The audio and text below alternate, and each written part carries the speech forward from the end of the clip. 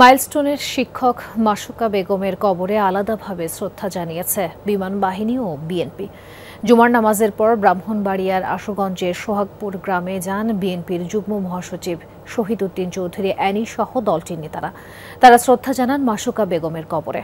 পরে শহীদ উদ্দিন চৌধুরী অ্যানি বলেন, এরকম জনবহুল জায়গায় বিমান প্রশিক্ষণের কোনো সুযোগ নেই। দুর্ঘটনার কারণ খতিয়ে দেখতে সুষ্ঠু তদন্তের দাবি জানান তিনি। মাইলস্টোনের দুর্ঘটনা নিয়ে আওয়ামী লীগ অপরাজনীতি শুরু করেছে বলেও মন্তব্য করেন বিএনপির এই নেতা।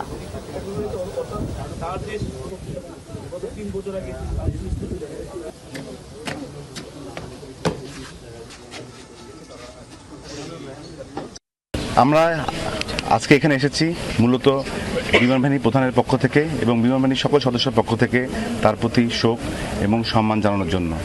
আমি নিশ্চিত তার এই আত্মত্যাগ, তার এই মহান আত্মত্যাগ দেশবাসী মহান শ্রদ্ধা ভরে চিরকাল স্মরণ রাখবে।